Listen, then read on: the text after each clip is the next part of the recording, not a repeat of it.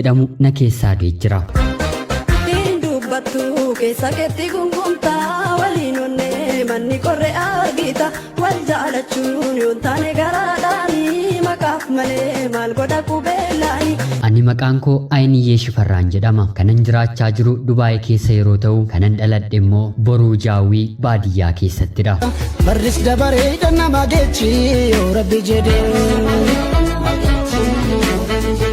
Maatiin koo harka qalleeyyii waan ta'aniif barumsa na barsiisuudhaaf fedhii hin qabani. Ani garuu ijoollummaa makootii kaaseen barumsa barachuuf fedhii guddaan qaban ture. Kanumaanis ittuma rakkadheen eessuma koo bira deemeen akka inni mana barumsaa deemee na galmeessuun gaafatadhe. Innis tole jedhee kutaa tokkoffaa akka abbaa kootti maqaa isaatiin kutaa tokkoffaa na galmeesse. Guyyaa sanarraatii kaatees fedhiin jaalala barumsaaf hin qabu guutamtee hanga kutaa 8tti rakkoo fi godaannisa hedduu bira darbeen baradheen barumsa koo xumure. Kutaa 8 qorumsa maatirikii qorameen qorumsaaf milkaa'een gara kutaa 9tti darbus deeggarsi dabalataa waan na barbaachisuuf maatiin koo dubartiin barattee eessa geessi magaala deemiitii hojii humnaa hojjedhu naan jedhani. Anis kanan godhuu fi yeroo sanatti nama na barsiisu dhabeen jaaladheen otoo hin taane taa'uurra jedheen gara magaalaatti deemeen hoteela tokko keessa hojjechuun jalqabe. Yeroo kanattis turtii muraasa booddee dargaggeessa achuma hoteela sana keessa hojjetu tokko waliin haaluma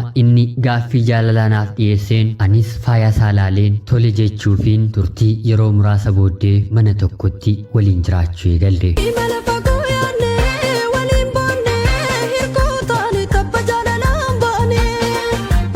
Wal danda'uunis waggaa 2 guutuu waliin dabarsine. Amallisaa yeroo yerootti waan natti jijjiiramuuf wantan isa waliin karoorsee hedduu deemsa jalqabeen gidduutti addaan kuteera. Yoo xiqqaate isaaf si'a 3 ulfaa'een si'a 3 gadameessa koo keessaa daa'ima baaseera. Haalli yeroodhaa gara yerootti jijjiiramuunsaa fuuldura koof waan baay'ee na sodaachiseef tarii namichi kuni booddee nagatee deema ta'innaa jechuun karoorseen ulfaa'een ji'a 2-3 ergan guutee booddee daa'ima ofirraa baasuuf yeroo hamma kanaa ofirratti murteesseera. Yeroo sanatti haalli sunnaaf ulfaataa waan tureef hanga kanaatti cubbuu ta'e natti hin dhaga'amu. Haaluma kanaan anaa fi inni otoo waliin jiraachaa jirru haalli jireenya keenyaa fooyya'uu waan dideef anis yaada biyya hambaa deemuu kaaseefiin innis tole jedhee baay'ee gammadee rakkoon qabu deemiitii jireenya keenya nuuf fooyyessinaan jedhe.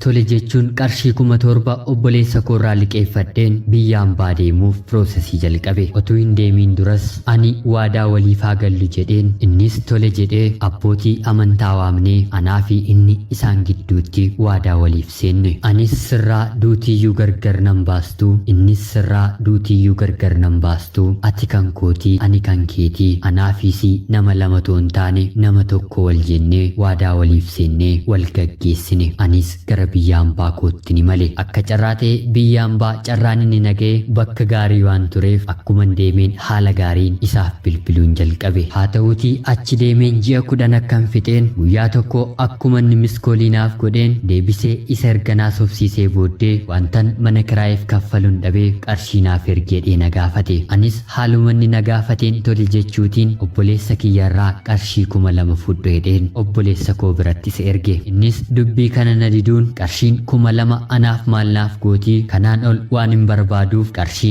kana caalu naaf ergeedhe. Anis ammaaf kan hin qabu kanaa yeroo booddee irratti siif dabalaa hangasitti garuu obsi yeroon jedhu lakkii ammuma yoo naaf ergite malee ani hojiittiin hojjedhuun qaba jechuun na sarduu jalqabe. Anis dubbii kanarratti baay'ee mufachuun anaan moo qarshii barbaadda jedheen akkuman gaaffiisa gaafadheen innis siin hin barbaadanaan jechuun waliin haasofnee bilbila keenya cufanne. Kanumaanis buleen haala mijeesseen yeroon gara bilbila isaatti bilbilu bilbilli isaa guyyaa sanarraatii kaatee homaa naaf awwaachuu hin dandeenye. Yeroo hedduus yaaleen nan dadhabe.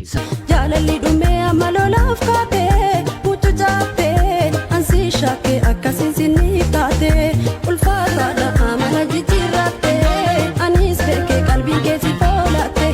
Sababa jaalala jaalala isaatiinis yeroo dheeraaf baay'een dhukkubsadhe. Nama jaallatan barbaadanii dhabuun baay'ee namatti ulfaata. Kanumaanis jaalala isaa keessaa ba'uuf yeroo hedduu natti fudhate. Ta'us wanta akka ta'eef irra deebi'uu waan hin dandeenyeef anis keessaa ba'uun qaba jedheen murteeffadheen gargaarsa Waaqayyoon keessaan ba'e. Erga sanaa booddee garuu wanti hundumtuu baay'ee natti ulfaachuu jalqabe. Otuun haaluma kanaan biyya hambaa keessa jaalallee koo dheebooddeen mana namaa keessa jiraachaa jiru. Guyyaa tokko garuu obboleettiitti kan naaf ooltu mucaaneessuma koo otuu ishee waliin bilbila haasa'aa jirru namni ta'e nagaa si gaafachuu barbaada jechuun maalummaa isaa erga natti himtee booddee anis tole jedheefiin bilbila isheetti laattee innis na waliin haasa'uu jalqabe. Kana duras nama haaraa waan natti hin taaneef anis faara tolaan isan keessummeesse. Turtii yeroo booddees guyyaa guyyaan erga waliif bilbiluu kaanee innis haaluma gaaffii jaalalaa naaf dhiyeesseen anis itti yaadeen tole jedheen hiriyaa waliif taane. Hariiroon keenyis yeroo gabaabaa keessatti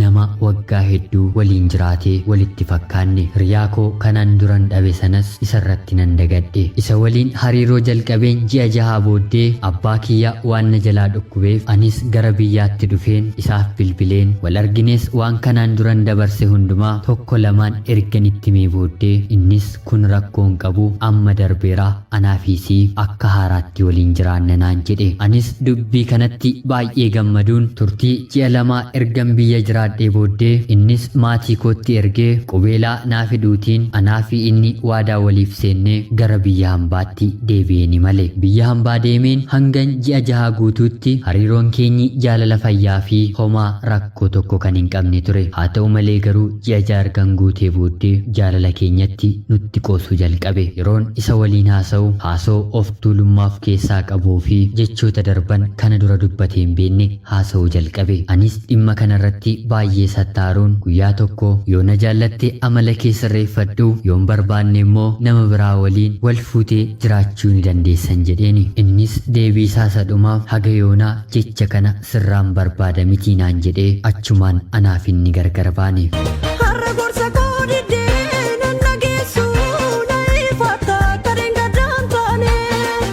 Kan koo rabbi beeka jedheen rabbitti laadheen hunduma isaa dhiise. Hariiroon kunis erga addaan citee yeroo ammaa kana waggaa 3 fixeera. Jaalala kan jedhamu na keessaa du'ee jira. Hiriyaa dhiiraa miti hiriyaa durbaa amanee waliin jiraachuun baay'ee natti ulfaateera. Yeroon namatti siiqus baay'ee na sodaachisa. Mee hadaraa yaa obboloota koo otuu obboleettiin keessan akkas rakkattee isin bira dhuftee maal jettanii gorsitu? Maal godhu? Ofii koof murteessuun baay'ee na sodaachiseera. Gargaarsa keessaniin barbaada. Yaada keessaniin na gargaara. Ayiniyyee Shifarraa Dubaa irraa nagaatti.